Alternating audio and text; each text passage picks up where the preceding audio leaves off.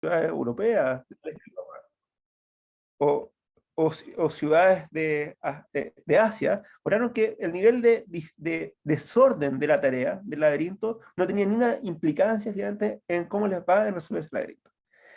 ¿Por qué les muestro esto? Es simplemente para decirles que lo que nos pasa en nuestra infancia, el ambiente donde crecemos en el fondo, modifica radicalmente nuestro futuro. Y esto es solamente para ver un ámbito que tiene que ver con la ubicación espacio-temporal, cómo nos ubicamos dentro del mundo. Por supuesto que cuando pasan cosas graves, aquí que va mucho más allá de si la ciudad ordenada o desordenada, sino que hay violencia, sino que hay olvido, sino que hay un montón de otras variables dentro de la infancia, tienen consecuencias que son mucho más grandes dentro del desarrollo, dentro de cualquier patología. Y en la misma línea, nosotros tenemos una colaboración con un grupo grande de investigadores de Latinoamérica, que la comanda Nicolás Crossley, académico, psiquiatra de la Universidad Católica. Y la colaboración de este grupo latinoamericano tiene que ver con tratar de entender qué variables ambientales o qué variables culturales modifican la probabilidad, por ejemplo, de tener en este caso una patología que es muy grave, que es la psicosis. Y lo que vimos en este artículo, en este estudio, un estudio multicéntrico a través de 7 países distintos, a través de múltiples centros neuropsiquiátricos a través de Latinoamérica, vimos lo siguiente. Vimos que si nosotros ordenamos los controles a los sujetos que no tienen esta patología, sino que son controles que voluntariamente van a hacer el experimento. Si nosotros mismos no la actividad, sino nosotros mismos el cerebro, en el fondo, hace una relación entre la materia gris y la materia blanca en el cerebro, y la relacionamos en este caso con el nivel de ingreso relativo por cada país, nos encontramos con un resultado que ya se sabe hace mucho tiempo, que en general, mientras más protegido es el ambiente, tiende a haber una mayor proporción de materia gris en el volumen completo del cerebro. Y eso replica los datos de múltiples estudios y multicéntricos que se han hecho desde hace mucho tiempo. Lo interesante de esto es que vemos qué pasa con los pacientes. Estos son pacientes con primer episodio psicótico grave, que llegan a un centro de referencia en cada uno de estos países, y lo que se ve es justamente lo contrario. En este caso, en el caso de los controles, hay una relación positiva, es decir, en lugares con mayores ingresos, en general tiene que haber una mayor proporción de materia gris en términos de volumen del cerebro. En el caso de los pacientes, si bien en el caso de los pacientes, esta curva es completamente lo contrario, va en el eje inverso. Y lo más trágico y lo más complejo es esto. Si nosotros comparamos el mapa, la concentración de cuáles son los lugares donde hay una mayor concentración de materia gris entre los pacientes y en los controles, en los lugares más protegidos o con mayores recursos en cada uno de estos multicentros, en cada uno de estos centros damos cuenta que hay una diferencia gigantesca. Es decir, si yo miro el cerebro de un paciente que pertenece a los quintiles con mayores recursos en cada uno de estos países y lo comparo contra un control que va a estar en la misma circunstancia socioeconómica, me voy a dar cuenta que el cerebro es muy distinto. En cambio, si yo tomo un cerebro de un control versus un paciente en los lugares más pobres relacionados con esta muestra, vemos que prácticamente no hay diferencia. Y eso lo vamos a discutir después, porque este resultado es bien controvertido y tiene hartas implicancias. Pero hoy día vamos a hablar de resiliencia. Y no sé si ustedes conocen no sé si han subido alguna vez, hay un trekking que está acá en Santiago, que se llama el Alto del Naranjo. Y si uno sube por la cordillera de los Andes, la precordillera en verdad, después de 3 horas de estar caminando, uno se encuentra con que es un quillay gigantesco, que está casi a 2000 metros de altura, a 1900 metros de altura, y que es muy raro, porque en verdad a esa altura no hay nada. Hay algunos cactus, algunos matorrales, y se encuentra con un árbol gigantesco, gigantesco, gigantesco. Entonces una buena pregunta es, ¿qué hace ese árbol ahí? ¿Cómo a pesar de la inclemencia del tiempo, hoy día está todo esto muy, muy, muy, muy nevado, en general hay muy poca agua y en el verano hace mucho calor, a veces es posible que crezcan y se mantengan árboles como este famoso quillay que está en la punta de este trekking? Y esto tiene que ver con lo que vamos a hablar hoy día, pues tiene que ver con la resiliencia. Si podríamos nombrar al padre finalmente del estudio de qué manera los factores ambientales modifican la actividad del cerebro, es probablemente Mark Rosenberg.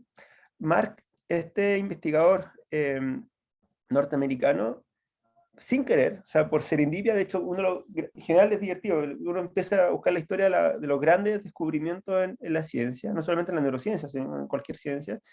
Muchos de los descubrimientos sean por serendipia, sean sin querer. Uno busca algo y encuentra un resultado completamente distinto. Y es lo que le pasó a él. En experimentos que hizo en los años 50, mediados de los 50 y principios de los 60, él tenía la siguiente hipótesis. Él decía que independientemente eh, del, como de los primeros días de los ratones, él trabajaba como el animal trabajaba con rata y con ratones, independientemente de la variabilidad como ambiental del ratón, él pensó que iba a encontrar ciertas concentraciones de neurotransmisores. Está muy enfocado en el estudio de la serotonina.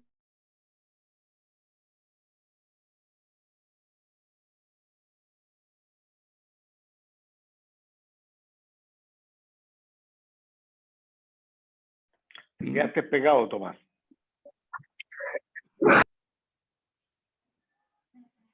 Que tiene que ver con tratar de entender la relevancia de la riqueza del ambiente en relación a las características del cerebro.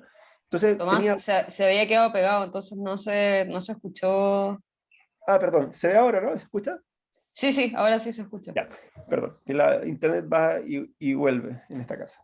A Rosenberg a Rosenberg se le ocurrió el siguiente experimento. Dijo, voy a un grupo de ratones, los voy a meter en unas cajas solos y con muy poca riqueza ambiental. Es decir, una caja que tiene una cuestión para tomar agua, una caja en la cual el ratón se puede mover y en el cual va a tener un ciclo, muy pocas claves ambientales, visuales, olfativas, motoras.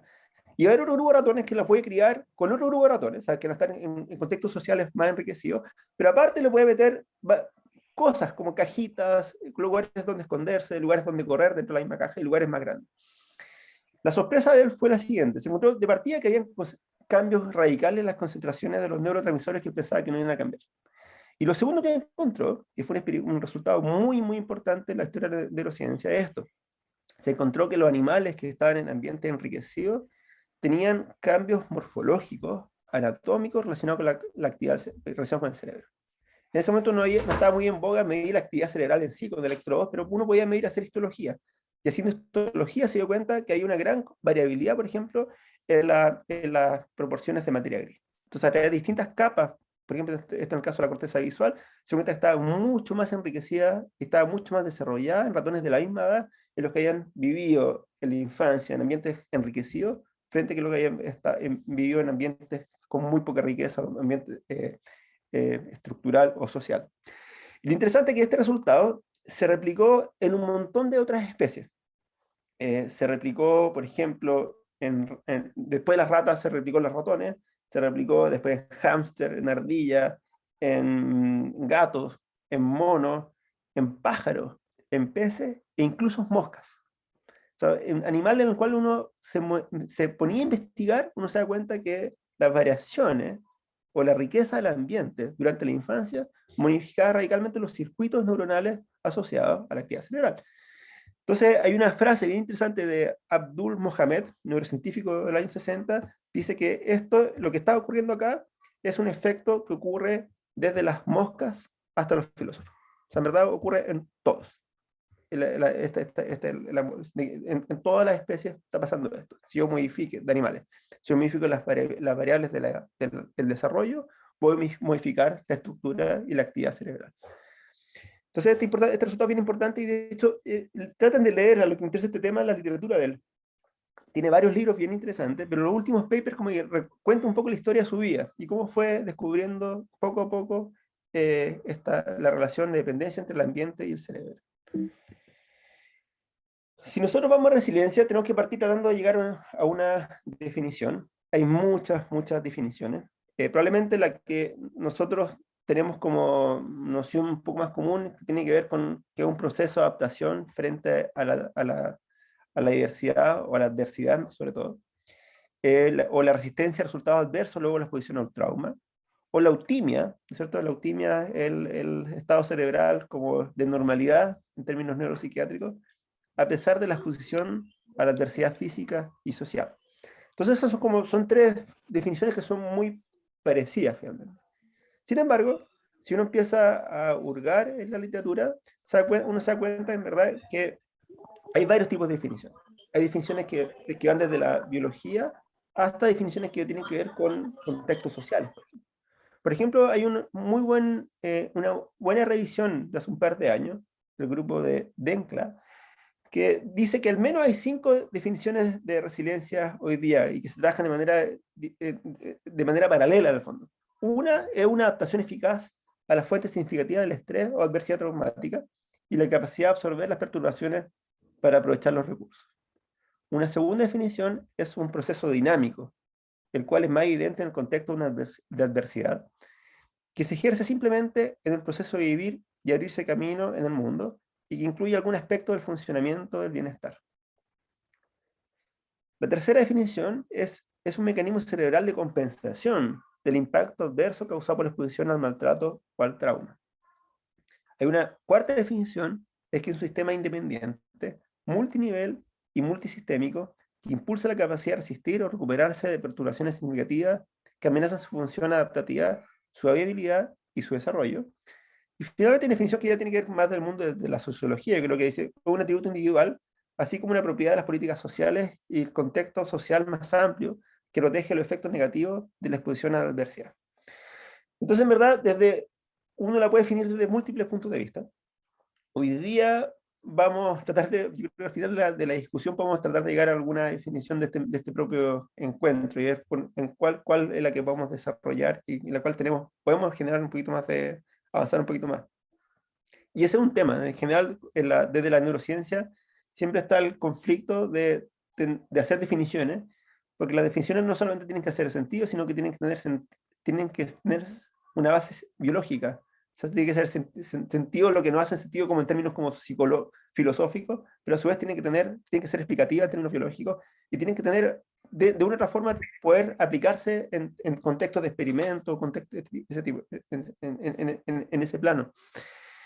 Y otro tema que es bien importante para esta charla es que, en general, hay mucha literatura relacionada a cuáles son los mecanismos patofisiológicos relacionados, por ejemplo, al estrés crónico. Pero hay muy poca evidencia y muy poca información hasta el día de hoy sobre cuáles son los mecanismos de protección al estrés crónico.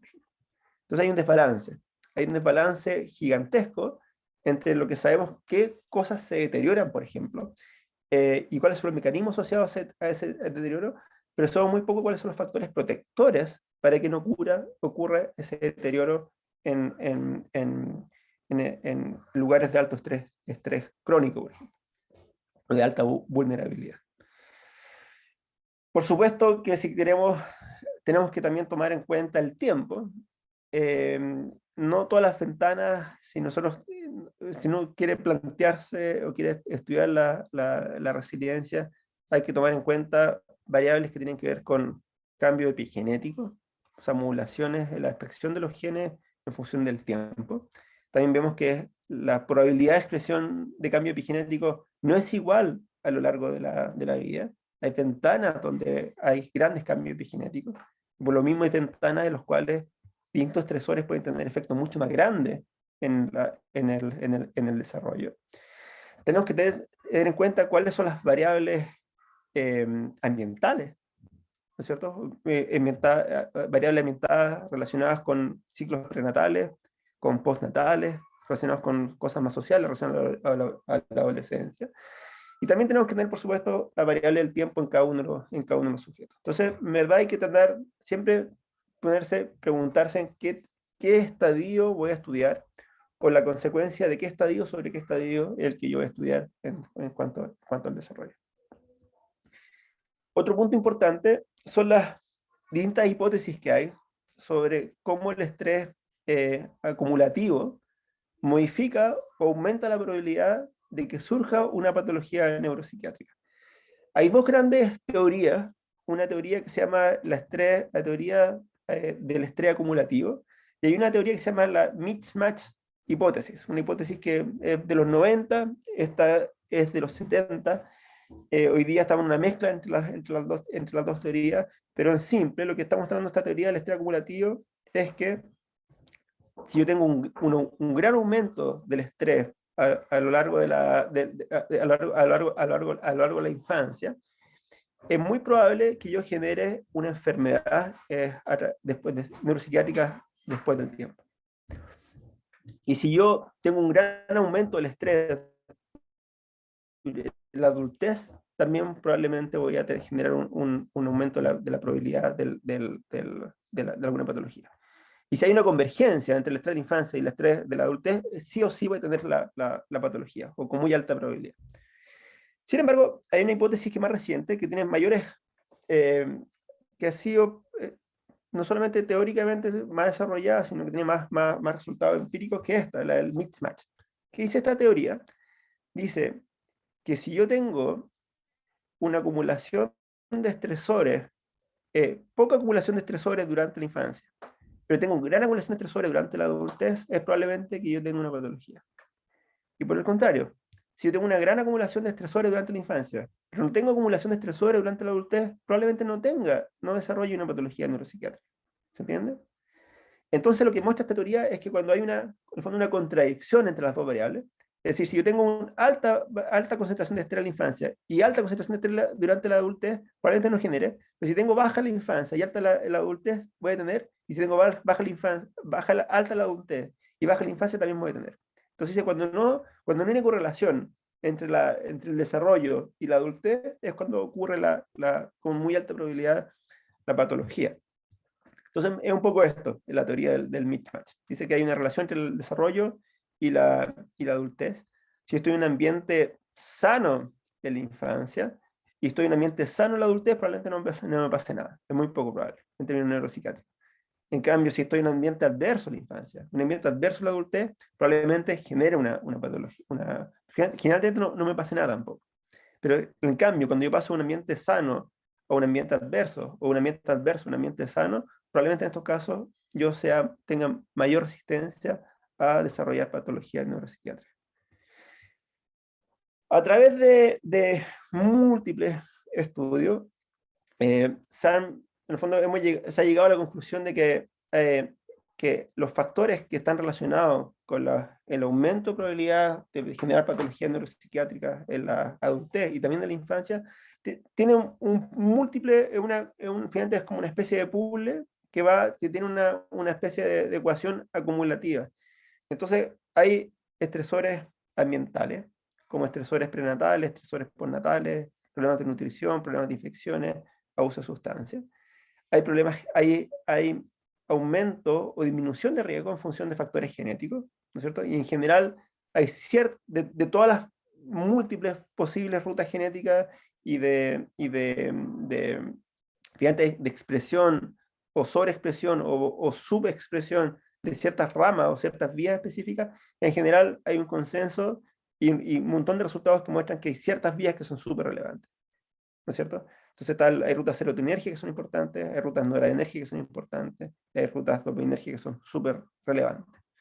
También y todo esto, y también los síntomas y los biomarcadores, por ejemplo, biomarcadores del sistema, vamos a ver después, de la función del eje HPA, que lo vamos a discutir un ratito más, tienen que ver, cuando hay una convergencia entre estos cuatro factores, en general uno podría tener un diagnóstico mucho más claro y una estrategia también mucho más clara para el tratamiento.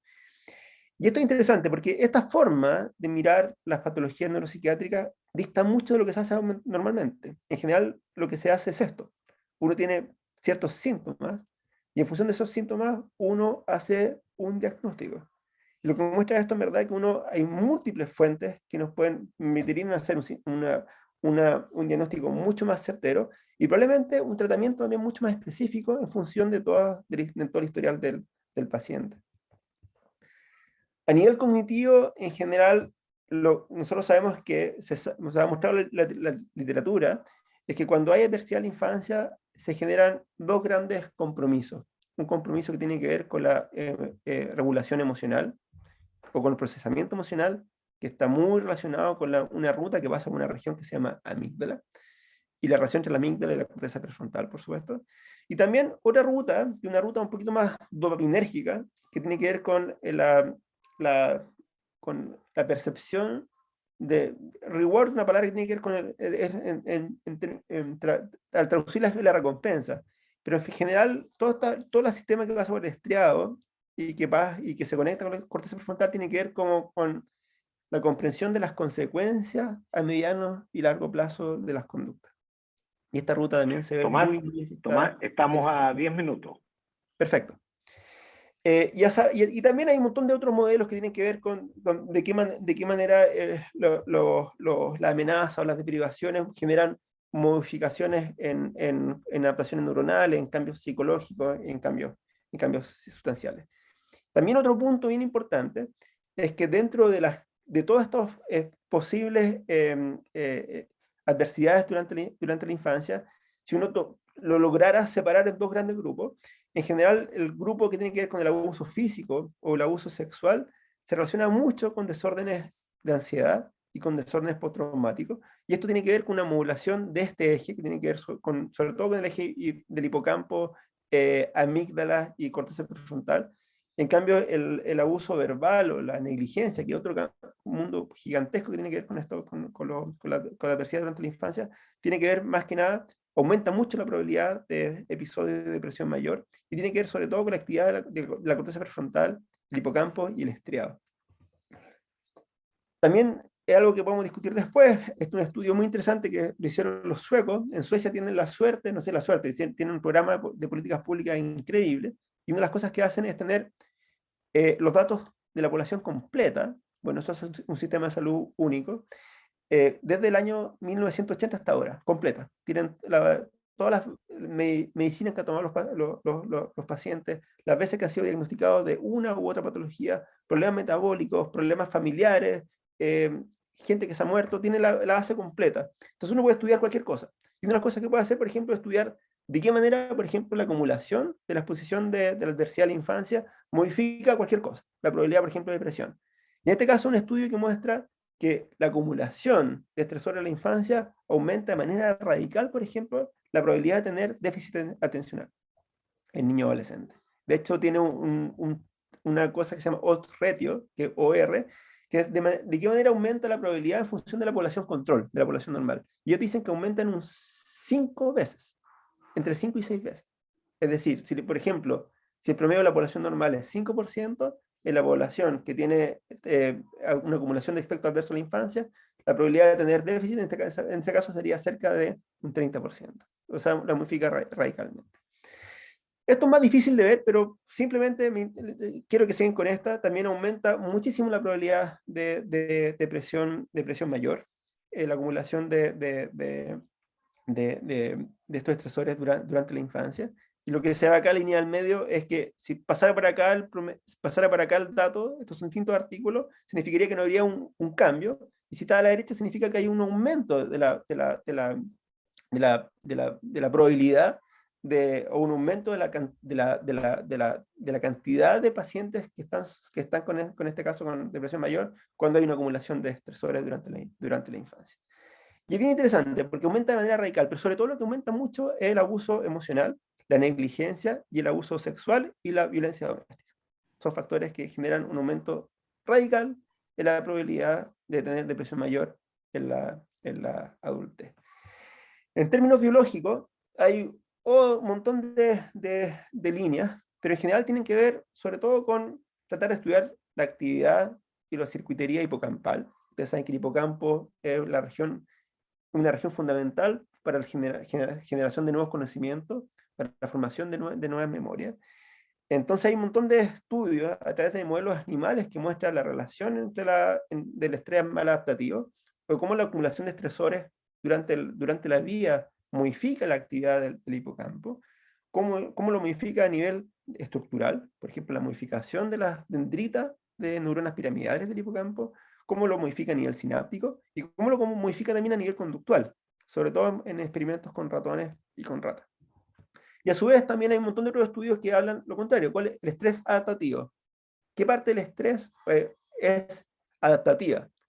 Ellos tratan de diferenciar de que hay ciertas ventanas y ciertos tipos de estrés que pueden ser beneficiosos para el desarrollo del hipocampo, para el cambio a nivel dendrítico de neuronas piramidales, para cambios a nivel sináptico, incluso para cambios que tienen que ver con la conducta. Entonces, se da esta especie de curva entre el aumento, por ejemplo, en este caso la cantidad, la capacidad de memoria de ciertos animales y la cantidad de glucocorticoides, por ejemplo, cortisol. Entonces, si el estrés es leve, por ejemplo, en ciertos periodos de la infancia o en ciertas tareas, en general tiende a aumentar, en este caso, la capacidad de memoria. Pero cuando el estrés empieza a ser un estrés tóxico y empieza a aumentar mucho, por ejemplo, la cantidad de cortisol, en general ya empieza a tener un efecto sobre una conducta fundamental, que es el fondo que la adquisición de nuevos conocimientos. Este gráfico lo discutimos el mes pasado, así que no voy a entrar mucho en esto, pero es bien interesante. Lo que muestra esto es esto. Lo que muestra es lo siguiente. Dice que mientras aumenta la severidad del maltrato durante la infancia, en general hay una disminución de las funciones psicosociales en los niños, es lo que uno espera. Sin embargo, a pesar de que el promedio vaya así, el promedio tenga una disminución dramática en función del aumento de la severidad, hay un grupo de niños importante que tiende a estar sobre este promedio. Y hay un grupo importante de niños que está bajo este promedio. Entonces la pregunta es, ¿cuáles son los factores a nivel ambiental, a nivel cognitivo, a nivel de la actividad cerebral, a nivel estructural, o a nivel endocrino, neuroinflamatorio, a nivel genético, que están generando o posibilitando en el fondo que uno esté sobre o bajo esta curva? O sea, ¿qué tan resistente podemos ser a la adversidad de la infancia en función de variables sociales o variables biológicas? Y este es un poco, se ve un poco difícil, pero en el fondo es lo mismo que el gráfico anterior, lo que muestra son tres posibles dimensiones. Una dimensión psicosocial, una dimensión que tiene que ver con el nivel del estresor, con el nivel de estresor, de qué tan resistentes somos al estresor y el momento donde ocurre el estresor. Entonces, en función de dónde uno está, uno podría predecir cuál va a ser el impacto en el transcurso de la vida, en el desarrollo de las conductas psicosociales del individuo, en función o sea, qué tanto afecta el estresor al historial de este individuo. Y por supuesto, hay un montón de evidencia que podemos discutirla después para tratar de mostrar y decirle a ustedes cuáles son las más importantes, pero en general hay mucha evidencia que muestra que factores socioecológicos son súper importantes, como la integración social, los recursos culturales, la convivencia social o cohesividad social, la comunidad y relaciones de pareja, la amistad y el apoyo familiar. Y también que hay un montón de otras variables que tienen que ver a nivel biológico, que están conjugando para que tengamos esta capacidad de Tomás, ¿sí? Tomás, se cumplió el tiempo. Mira, dame 2 minutos para terminar, Sí, Rodrigo. por Simplemente supuesto. mostrar en qué es lo que estamos nosotros. Nosotros, no sé si se acuerdan, hace un rato les mostré una relación de U invertida entre el nivel finalmente de estresores y la capacidad de memoria. Esa misma curva se da en un montón de otras vías biológicas. Y hay una vía biológica que a nosotros nos interesa mucho, que tiene que ver la vía no enérgica. Y lo que nosotros queremos testear es de qué manera la indemnidad de esta vía no enérgica va a ser como un soporte, como una especie de buffer a nivel de resiliencia. Y eso es lo que queremos testear en un proyecto que estamos mostrando ahora. Y eso tiene harta evidencia científica, y esto, realmente demostrar esto. Hasta hace muy poco tiempo se pensaba que, fíjense, lo que está mostrando acá es la interacción entre ratones. Entonces, en general, los ratones controles tienden a pasar gran parte del tiempo interactuando con los otros ratones. Cuando y a estos ratones se le hizo al grupo de ratones se le hizo pasaron por una ventana de estrés tóxico en la infancia, que era dejarlos solos, digamos, durante un periodo importante, unas cuantas horas diarias en la infancia. Y eso tiene consecuencias, hartas semanas después, sobre la sociabilidad de los ratones. Entonces hay algunos ratones que son muy susceptibles a ese estrés inicial, estrés social, y después cuando a lo largo del tiempo mantienen esa conducta de no juntarse con el resto de los ratones. Y hay un grupo de ratones que son no susceptibles, que son que mantienen la misma actividad que el grupo control, como si nunca hubiesen pasado por ese periodo de la infancia. Lo interesante, que hasta hace muy poco tiempo todo apuntaba a que una ruta específica, sobre todo la actividad de una neurona muy específica de la ruta dopaminérgica, tenía que ver con la susceptibilidad a los estresores sociales durante la infancia. De hecho, fíjense cómo se modifica la actividad neuronal de manera radical. O sea, los ratones que son susceptibles, se modificó para siempre la actividad de esta neurona dopaminérgica en la región BTA, en comparación a los controles y en comparación a los que no son susceptibles. Sin embargo, hace muy poco tiempo, el año 2016, de hecho, apareció un estudio que muestra que no solamente esta ruta dopaminérgica es relevante, sino que una ruta que viene un poquito antes que esa ruta, que modifica la actividad de estas neuronas, que es la ruta noradrenérgica, que es justamente la que nosotros queremos testear a través de marcadores, por supuesto, marcadores no invasivos, que los podemos revisar a simple, con máquinas que tenemos hoy día, en el fondo. Entonces eso, como resumen, es necesario considerar los eventos adversos en la infancia como una información clave para cualquier intervención neuropsiquiátrica, psicológica, educacional o social. La acumulación de efectos adversos durante la infancia aumenta de forma radical la probabilidad de tener cualquier patología neuropsiquiátrica y también la resistencia al tratamiento, y eso es un tema también que se discute muy poco. Y estudiar los mecanismos biológicos asociados a la resiliencia abre una ventana gigantesca y muy importante para posibles intervenciones. Eso. Gracias, Rodrigo. Gracias, Tomás, a ti. Muy interesante la presentación y los caminos que ofrece en un área que estamos trabajando en conjunto. Esperamos que parta luego ahí. Bueno, quiero presentarles a Claudia Capella.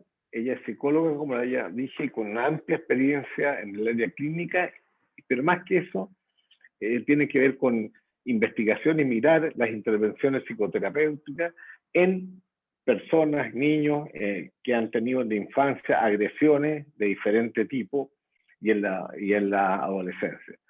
Claudia, muchas gracias por venir y adelante. Bueno, muchas gracias por la invitación también.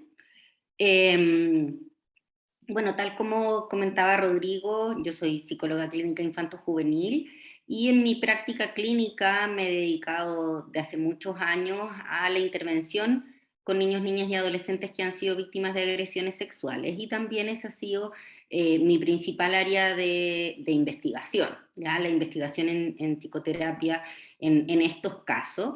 Llevamos ya varias investigaciones, les voy a mostrar yo algunos de los resultados que hemos ido encontrando. Y bueno, quizás después podemos discutir un poquito más. Nosotros no trabajamos específicamente con el concepto de resiliencia. Ya les voy a comentar, hemos trabajado bastante con el concepto de superación de las agresiones sexuales, que les voy a contar un poquito cuál es el enfoque que está a la base de esta conceptualización.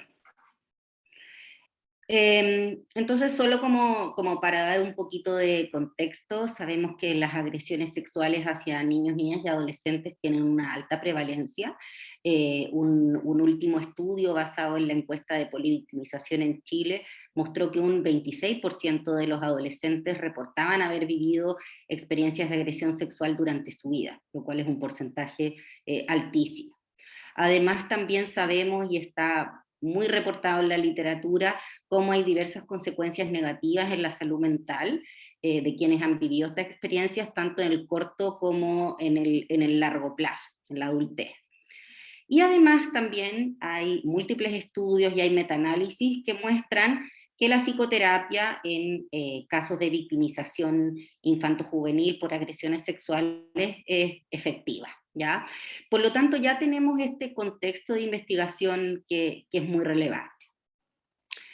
Ahora, a nivel nacional, los programas que tienen mayor difusión dentro del país, lo que tienen mayor extensión en nuestro país, tenemos distintos programas a nivel público. Hay programas vinculados a salud, otros vinculados a justicia, pero los que tienen mayor extensión a nivel nacional, con más de 130 programas, son los programas vinculados al Exename, ahora Mejor Niñez, que se denominan programas de protección especializada en maltrato grave y abuso sexual, conocidos por sus siglas PRM, que realizan intervención especializada en casos que tienen maltrato constitutivo de delito y agresiones sexuales.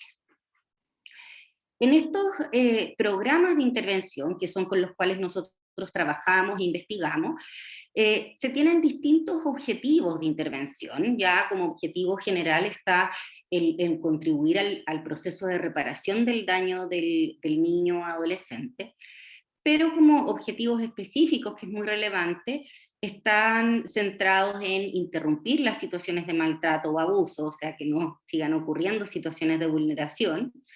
Un segundo objetivo que es muy relevante para esta presentación, que tiene que ver con el favorecer la resignificación de la experiencia. Y en tercer lugar, fortalecer los recursos familiares y sociales que incidan en el bienestar del niño o niña o adolescente.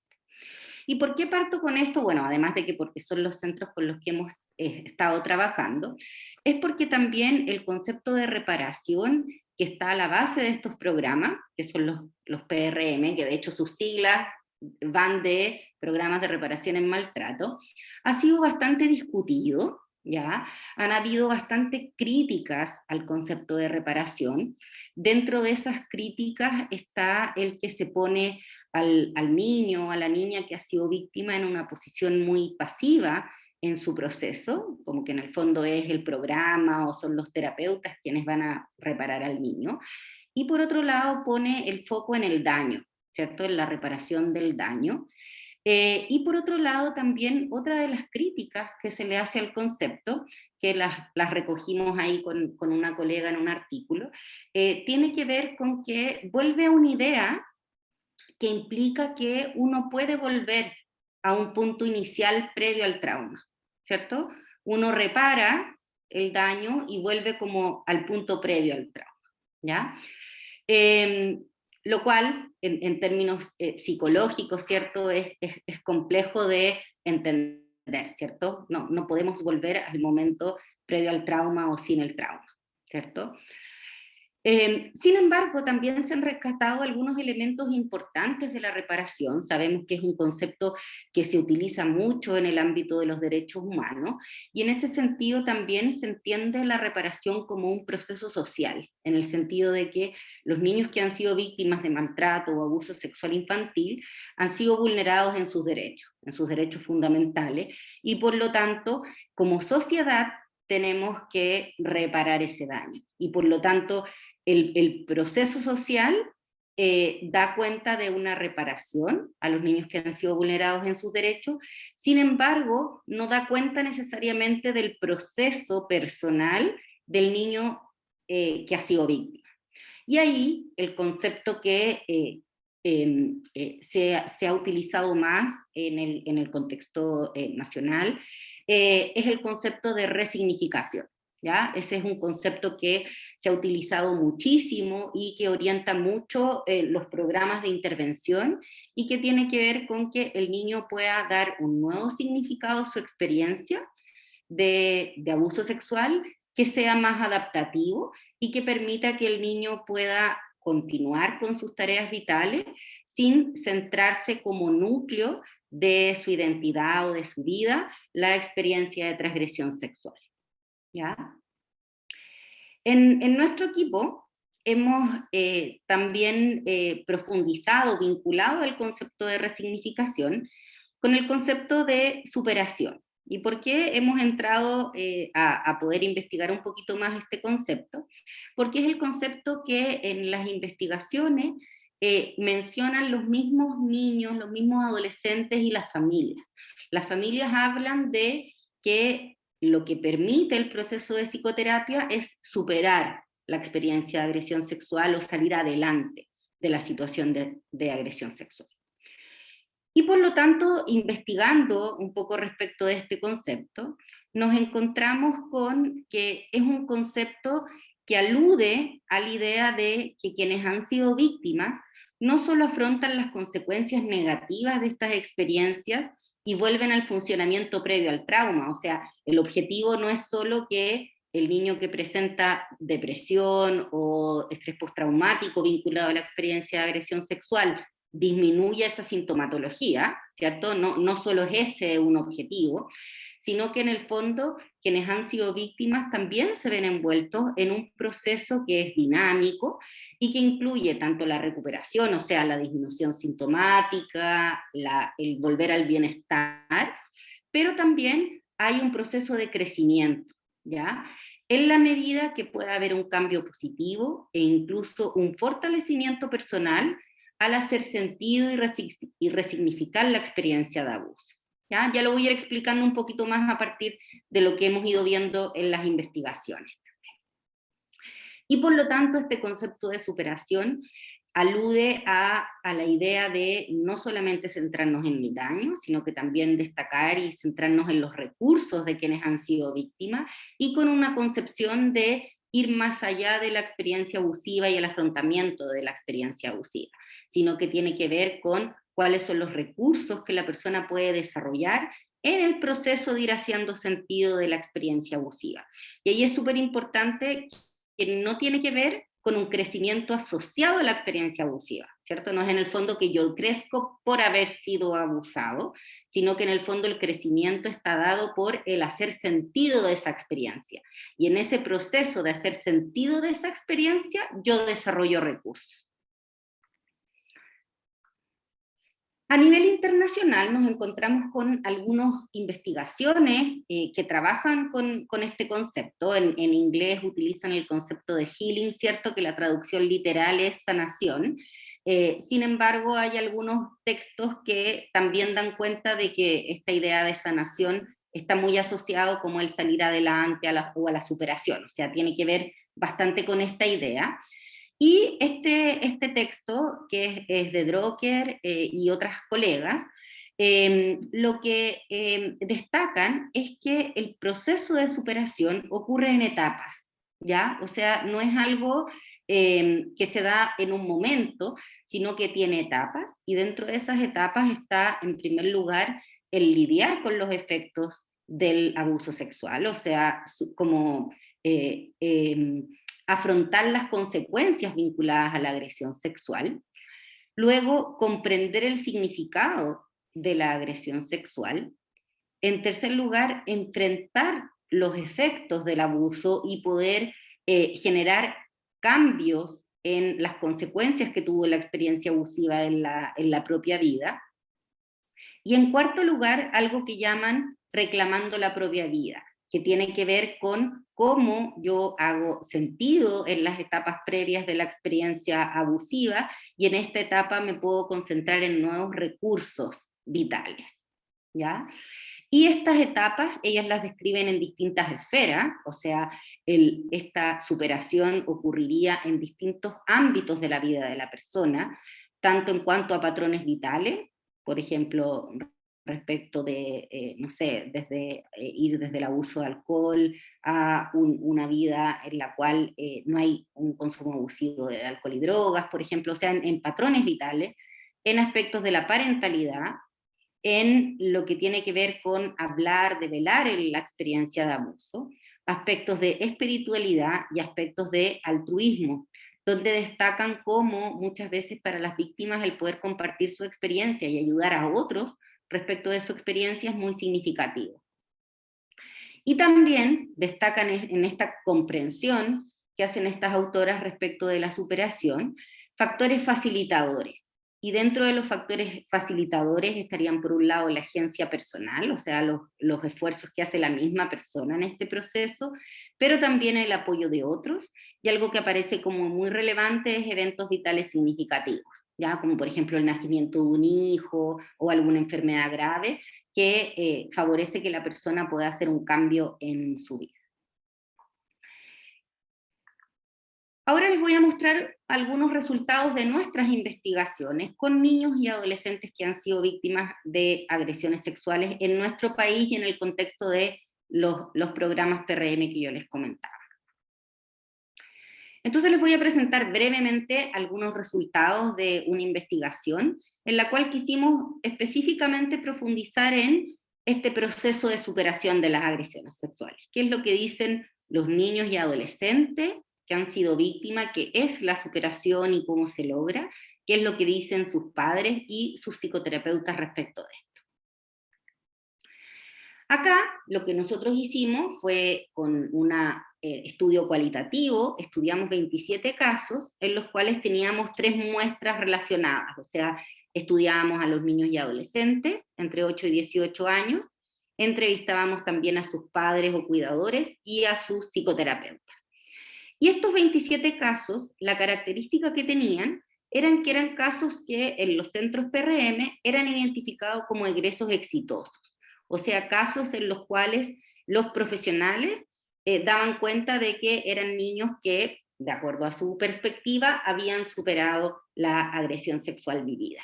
¿Ya? Y hicimos entrevistas que analizamos con análisis narrativo. Y acá, ¿qué es lo que decían, qué es lo que describían que era la superación? Describían que era un cambio positivo, en el sentido principalmente de inicialmente tener síntomas vinculados a la agresión y ya no tenerlos, pero también ese cambio positivo aludía a tener en este momento un estado de bienestar psicológico.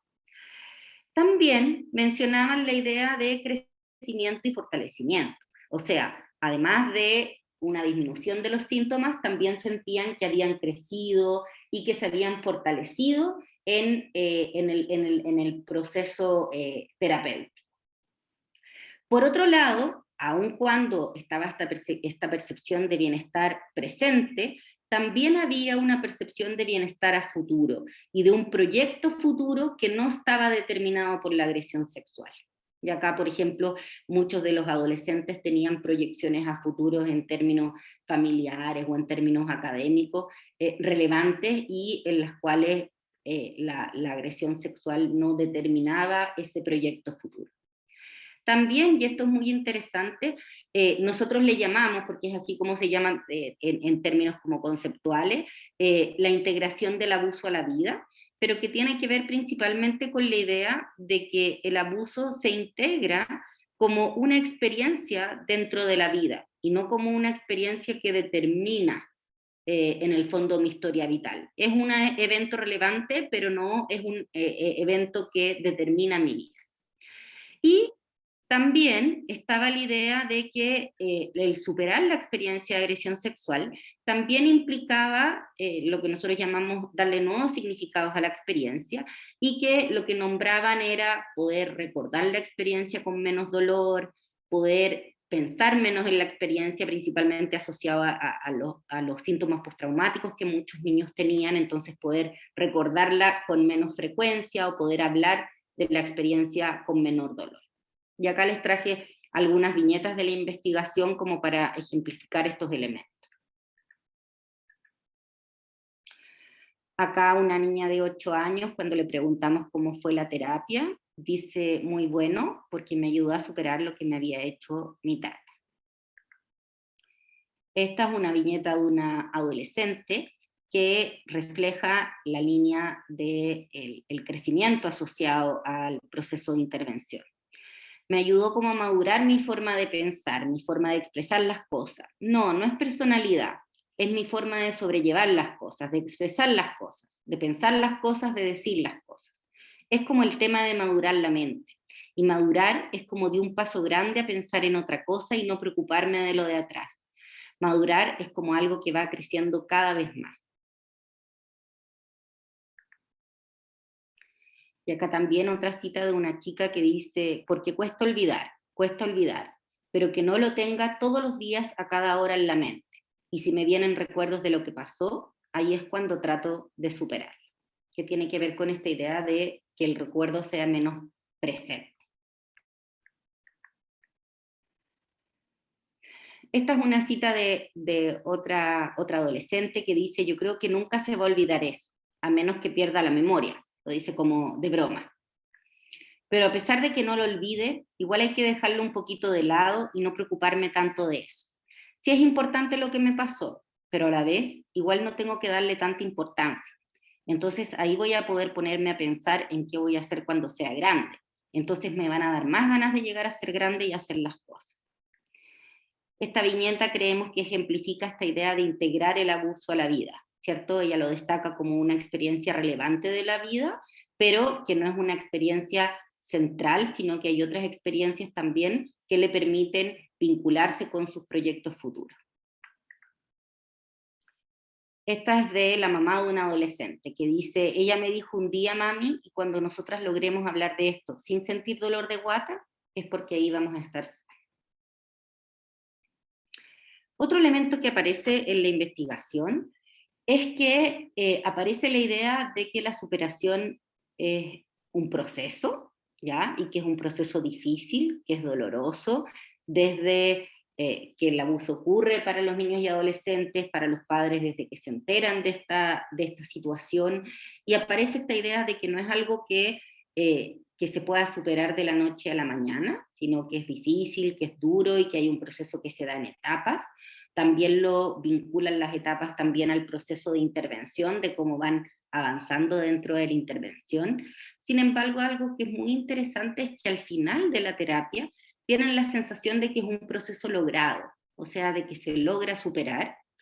No obstante, los adolescentes más grandes y también los adultos, los padres de los niños, reconocen que aun cuando al final de la terapia se logra superar la experiencia, hay una percepción de que es un proceso en curso. ¿En qué sentido? Este concepto lo tomamos de la literatura internacional. La idea de que es una experiencia con la cual siempre se va a tener que lidiar en distintos momentos de la vida, ¿ya? Como por ejemplo, ante nuevas vivencias o ante nuevas experiencias, es algo que se va a tener que seguir procesando y lidiando. Por eso es esta idea de un proceso logrado, pero a la vez en curso. Y acá también algunas viñetas. Esta es de la mamá de un adolescente. Dice, superar a 100% no, pero está tratando de aprender a convivir con ello, que es muy diferente. Por eso te digo que eso se lleva con el tiempo. De superarse se supera, pero a largo plazo, porque para poder superar tú tienes que aprender a convivir con eso, y no es una cosa así de la noche a la mañana. Acá hay dos viñetas muy interesantes de esta idea de que es un proceso que se logra al final de la terapia. Superar lo que pasó, que es para ti. Y Daniel, de 9 años, dice, ganar una cosa, como cuando gano una carrera. Y un adolescente dice, significa gran parte de mi vida, significa como un trofeo. Lo imposible fue posible.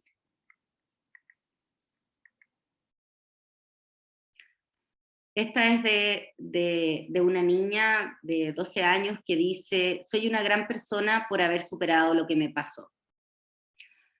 Otra chica dice, no sé, significa para mí era haberlo superado. O sea, es como volver a ser libre de un tema que te tenía cortejada por mucho tiempo. Entonces, para mí el haberlo superado es poder hablar bien de ello, el estar feliz, el sentirme que ya no pertenezco a este tema. De hecho, como que me siento orgullosa de mí misma, porque ahora estoy feliz de haber superado todo. Y un adolescente dice, y estoy muy contento conmigo mismo, sentirme como vencedor, y de que por cualquier problema que se presente, lo voy a poder solucionar de mejor forma. Por lo Claudia, tanto, ¿sí? Estamos en 5. Ya, perfecto, me voy apurando. Por lo tanto, hay una sensación de que la superación es un proceso difícil, pero se logra y también implica crecimiento y fortalecimiento personal. Sin embargo, un elemento muy importante que también aparece en la investigación es que la superación no ocurre en solitario, sino que es influido por factores familiares como el apoyo social, el apoyo que tengan también del contexto de pares, de los pololos en los adolescentes. También se ve que el contexto judicial y en general todo el proceso que implica las declaraciones, etcétera, más bien son factores que dificultan la superación. Y también la psicoterapia aparece como un factor muy relevante. Las familias identifican que la psicoterapia es central para la superación. ¿Ya? Voy a ir apurándome un poquito para poder llegar al final.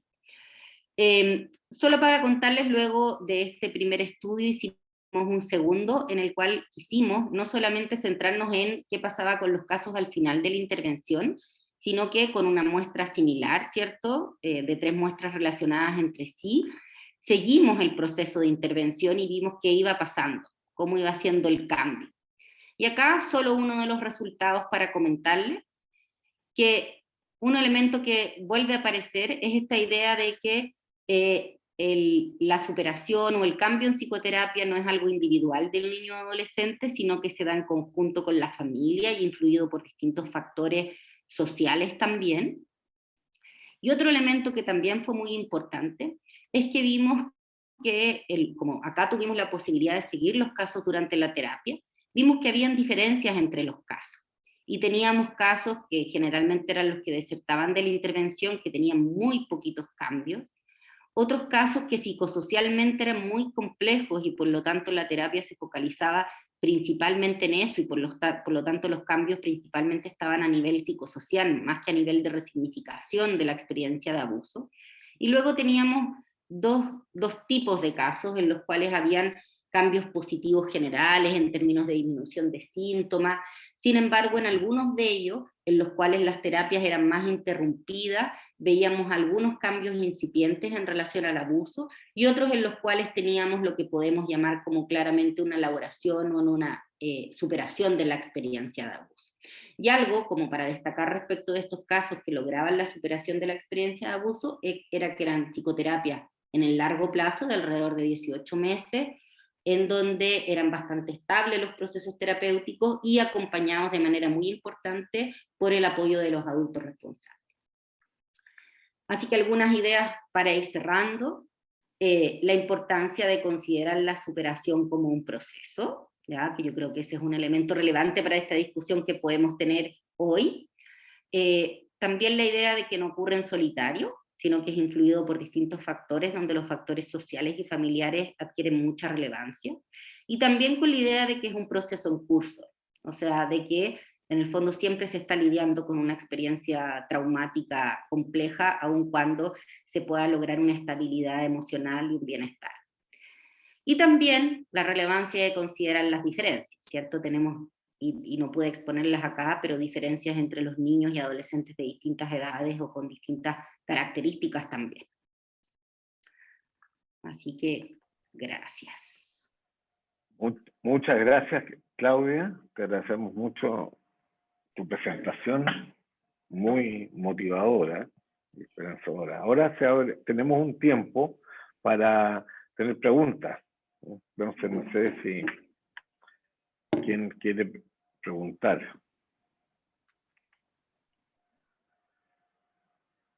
¿Perdón? Tengo una pregunta.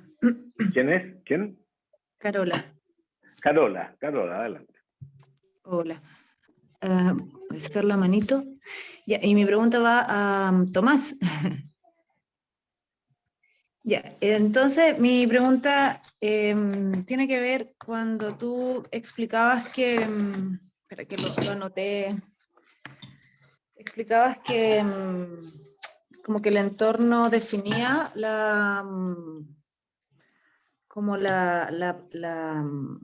a ver, el ambiente donde crecemos definía el futuro, eso fue lo que dijiste. Entonces, mi pregunta es, porque ahí estabas hablando como de la materia gris del cerebro, etcétera, etcétera. Entonces, mi pregunta es, ¿cómo se desarrolla, o sea, entiendo lo que significa la materia gris, pero en el fondo, ¿cuánto es el tiempo de desarrollo, o sea, hasta qué edad se acumula materia gris, no sé si se acumula o no?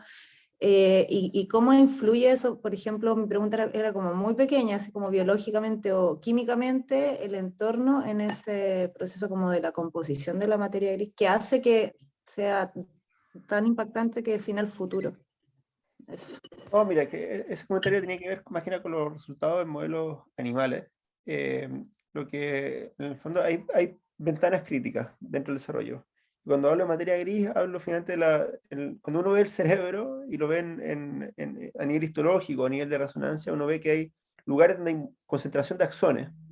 Y hay lugares como los cuerpos de las neuronas. Y hay lugares donde hay concentración de las somas. O sea, hay lugares donde se ven las neuronas juntitas y lugares donde se ven solamente los axones. Entonces eso separa la materia gris de la materia blanca, en el fondo.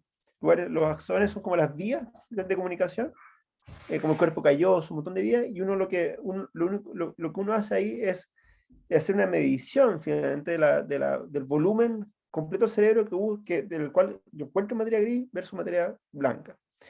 Y lo que muestran los modelos animales es que hay ventanas críticas que son insalvables, en el fondo. Hay ventanas en el fondo que si no, por ejemplo, si yo tengo durante ciertos periodos del desarrollo, tengo ventanas en lo cual el ratón está aislado, por ejemplo, hay un montón de circuitos que no se van a desarrollar bien.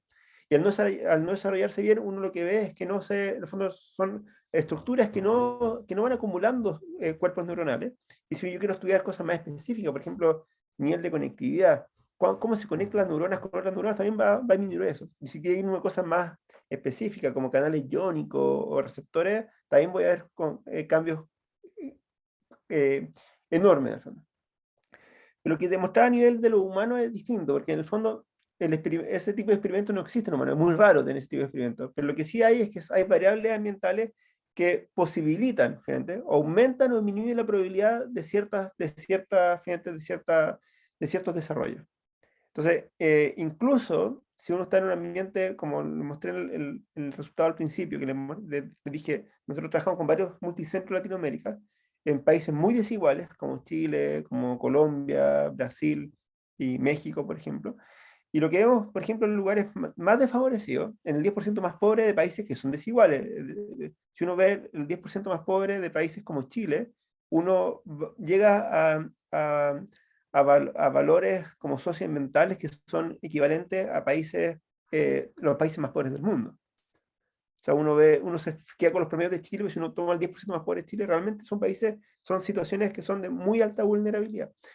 Y a pesar de que uno esté en ese grupo, uno ve que hay una variabilidad gigantesca en términos de, claro, en promedio, si uno toma el promedio, toma no sé, creo que hay 300 controles que están en ese grupo. Si toma el promedio es menor que el grupo del 10% que está en situaciones más protegidas. Pero si yo voy a nivel individual, me doy cuenta que hay de todo. ¿Te das cuenta, no? Entonces, por eso es una de las variables. Gracias, Tomás. Creo que Catalina Favara había pedido la palabra.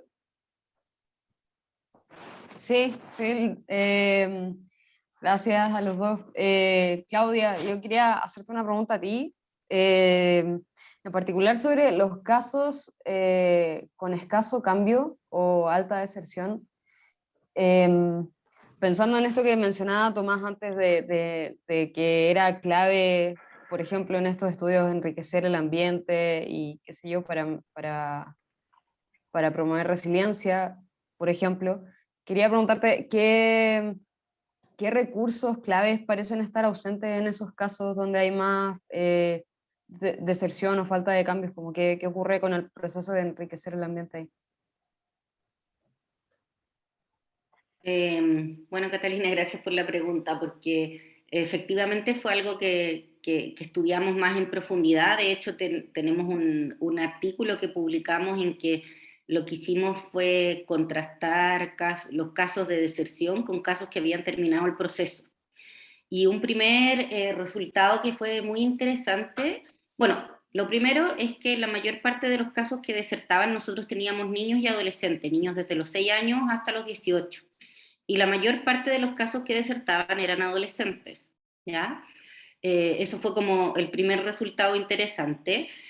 Lo segundo, que es súper interesante, es que la mayor parte de los casos tenían, ya sean los que desertaban como los que no desertaban, tenían características psicosociales muy complejas. En general eran casos en los cuales habían como polivictimizaciones, o sea, casos en los cuales había violencia intrafamiliar, había abuso de alcohol y drogas dentro de la familia, o incluso algunas familias que estaban insertos en circuitos delictivos, o sea, eran casos de alta complejidad psicosocial. Sin embargo, habían algunos aspectos que hacían la diferencia. Y uno de los elementos relevantes tenía que ver con el apoyo del adulto responsable. En general, los adultos responsables en los casos de deserción muchas veces no daban credibilidad a la situación de abuso o tendían a minimizarla y por lo tanto el acompañamiento del proceso de intervención era muy bajo, ¿ya? Entonces ahí había una dificultad importante. Y otro elemento que era muy interesante también es que en general eran casos en los cuales el motivo de consulta vinculado a la intervención no estaba vinculado a la agresión sexual, ya sea porque los mismos adolescentes también minimizaban la agresión, o porque no tenían este apoyo familiar. O sea, había muchos de los motivos de consultas de los adolescentes que estaba vinculado a querer mejorar, por ejemplo, su relación con sus padres, y no vinculado a poder resignificar la experiencia de abuso. Lo cual obviamente lleva a repensar estos centros de intervención que están focalizados en la experiencia de abuso y de maltrato, y que por lo tanto, cuando el motivo de consulta no está vinculado a eso, pudiera estar asociado a una mayor decepción. Yo te diría que esos dos elementos principales, hay otros aspectos, pero esos dos yo creo que es súper relevante, porque son elementos que también se pueden trabajar en un momento inicial de la intervención, ¿cierto? La construcción del motivo de consulta, el potenciar la participación de los adultos responsables en el proceso, el apoyo a los adolescentes, es algo que probablemente se puede trabajar. Gracias. Muchísimas gracias. ¿Quién tenía la palabra? Sí, Jimena Carrasco. Hola, bueno, gracias por las presentaciones, muy entretenidas y muy interesantes al mismo tiempo. Y quisiera preguntarte, Claudia, y un poco también vinculándolo con la presentación de Tomás, cuando ustedes hacen las intervenciones, ¿hacen dimensionan de alguna manera factores de resiliencia en los sujetos a quienes van a intervenir? Eso, por una parte, tratando de vincularlo con esto. Y otra pregunta que me surge pensando también que, bueno, que este tema de la capacidad de salir fortalecido, o por lo menos no dañado frente a trauma, es algo que también depende de características del sujeto y también y de su edad.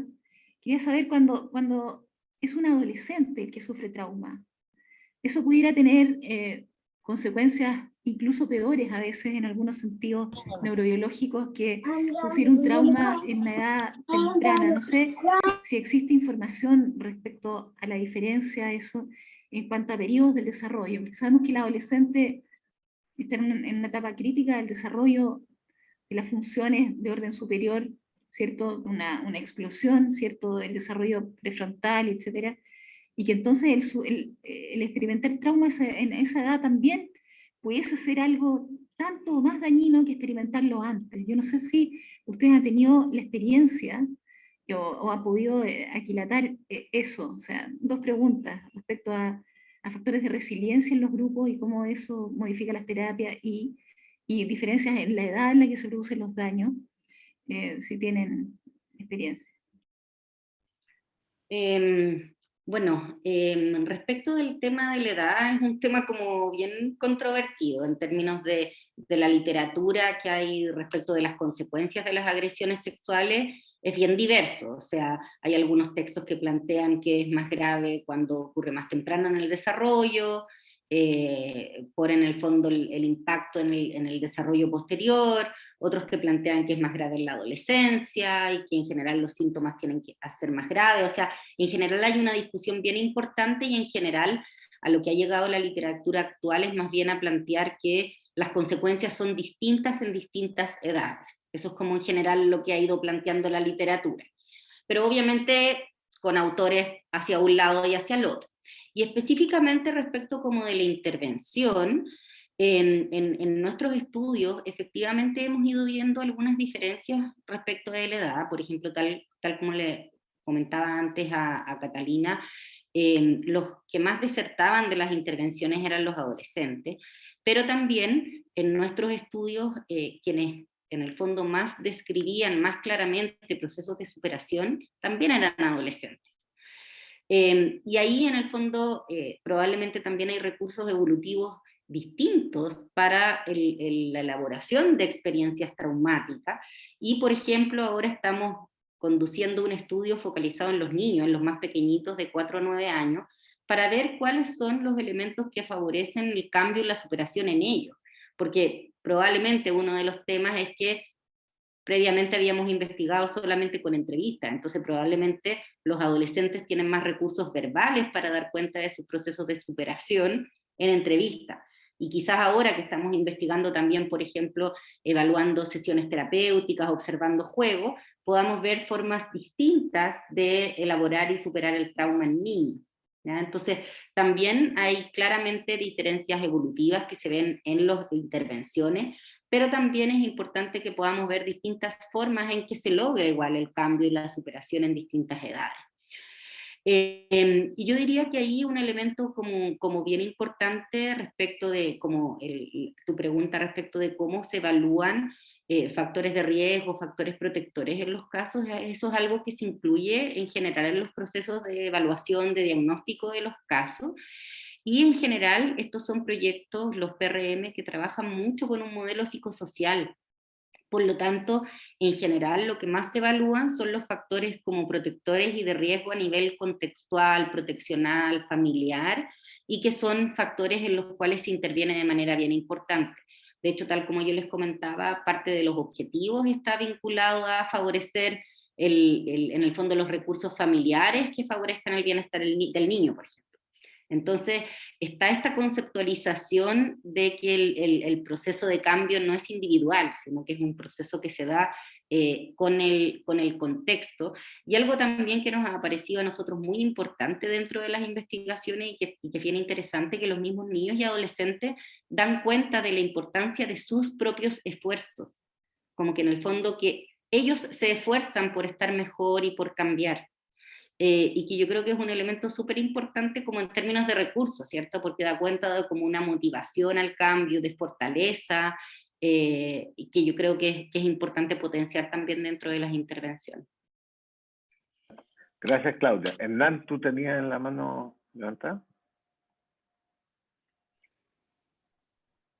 Estás muteado. Sí, Ahí. que en primer lugar quería agradecer la posibilidad de escuchar a Tomás y a Claudia, y quiero hacer no una, sino quizás 2 o 3 preguntas para ambos. Ya una.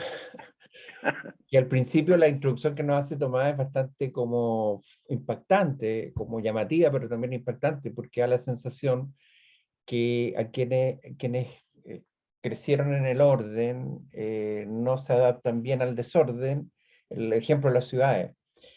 Pero no puedo dejar de recordar lo que le he escuchado decir a Rafael Benito, al psiquiatra vasco, y a Cyrulnik y a Barudi, en el sentido de que el trauma desorganiza el cerebro o lo organiza por el trauma. Entonces aquello que pudiera ser como positivo es más bien un indicador negativo, porque te estás tan acostumbrado a defenderte y a protegerte que en una ciudad desordenada te adaptas porque vienes de allí, vienes del desorden. En cambio, lo positivo, que sería negativo en una percepción de que te quedas desconcertado porque siempre conociste seguridad, caminos bien pavimentados y calles luminosas. Y en ese sentido, quería, o sea, poner en contraposición, o sea, lo que dice Jeffrey Edelson, que es este investigador y terapeuta norteamericano, que describe muy bien el impacto de la violencia en la niñez, cuando dice que las madres pasivas que no protegieron pueden llevar a un niño y a un adolescente que no solo se dañe por la violencia, sino que pueda ejercer la violencia. Y a la inversa, Raúl Lizana, en su estudio en España, nos dice que los niños que más resilientes son ante la violencia doméstica son aquellos que tuvieron a madres que, si bien vivieron la violencia, se enfrentaron a ella y los protegieron. Y lo último que quería decir, que a propósito, Jimena tocó la adolescencia, yo quiero tocar la primera infancia. Escuché justo una colega que decía, a las guaguas las llevan, o sea, como que no tienen posibilidad de decir, quiero ir a otro lado, que sería un niño que ya camina o un adolescente. Por lo tanto, es tan importante saber dónde están, con quién están y qué les ocurre, por los factores estresantes a los que tú te referías muy bien, muy claramente. Porque aquí, yo como me dedico a temas de protección infantil en el último tiempo, me ha tocado mucho, con mucha dificultad, convencer a jueces de que los niños no tienen que ser internados, sino que hay que privilegiar los cuidados, aunque no sean de familia biológica, de familia de buen vínculo, de buena capacidad vincular.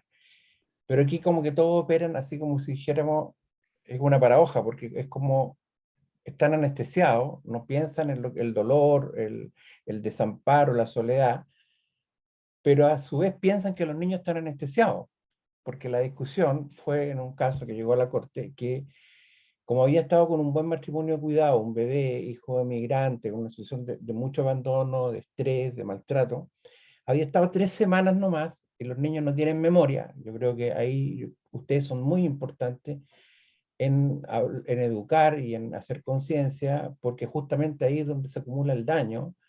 Y hoy día el sistema es tan aberrante, me ha tocado vivirlo y enfrentarme, no disculpen que se haga esta autorreferencia, pero quisiera también encontrar a más que estén haciendo lo mismo, en el sentido de que,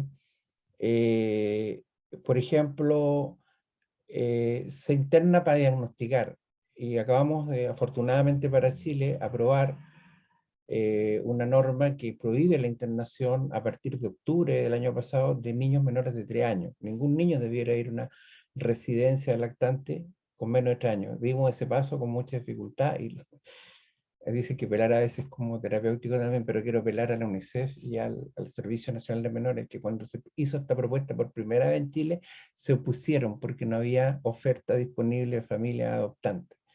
O sea, no por todos los niños que tuvieron que estar en una residencia cuando pudieron tener brazos amorosos que los cuidaran. Entonces, ¿cuáles serían entonces las preguntas? De que, eh, eh, ¿cuánto es el tiempo y la calidad de una relación vincular para otorgar factores resilientes que la sociedad y el sistema no puede negar ni desconocer?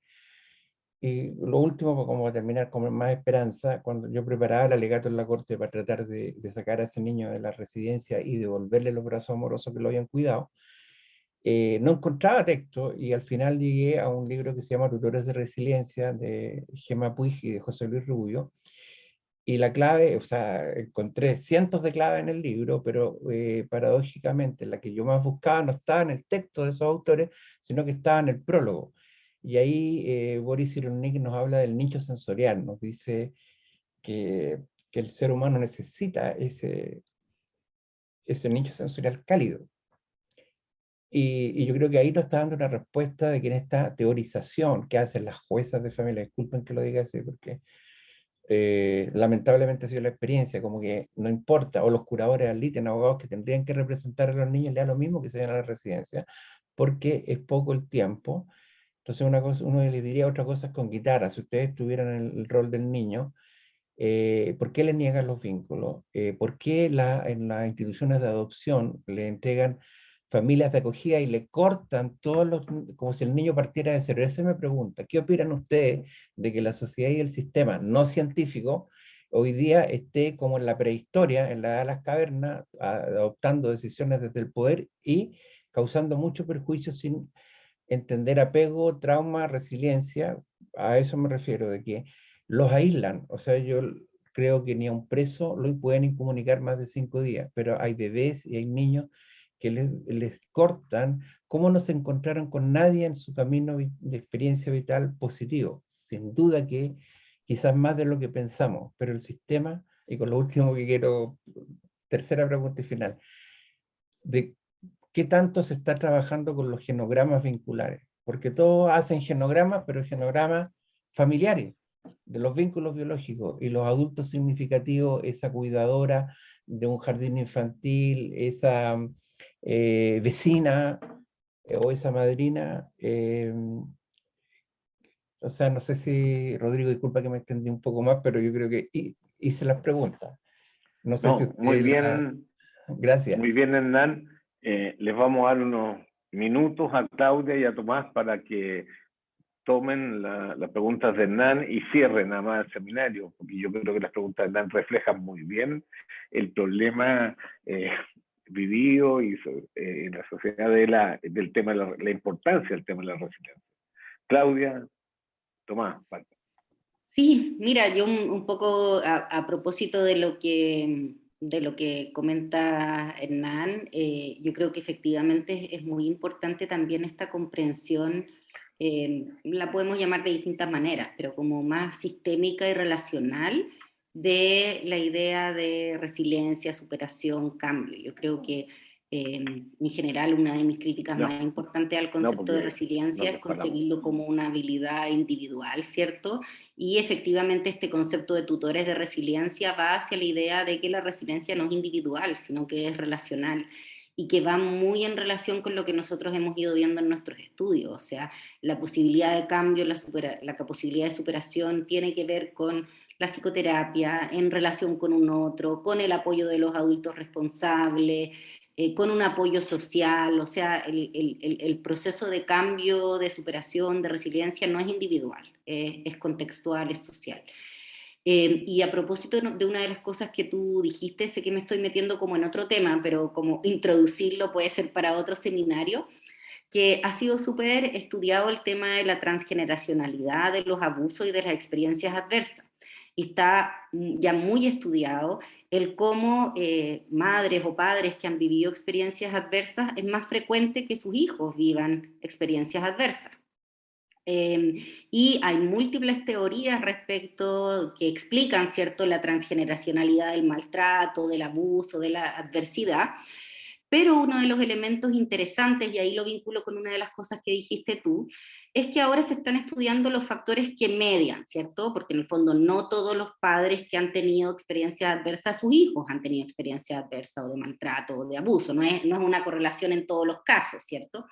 Y parte importante de lo que está entre medio ahí, y que se ha estudiado y que me parece súper interesante, es lo que se ha estudiado, por un lado, como las experiencias benevolentes de la infancia, que en el fondo tiene que ver con no solo estudiar las experiencias adversas, sino que también pudieran haber algunas experiencias que en el fondo como cambian ese curso de experiencia adversa.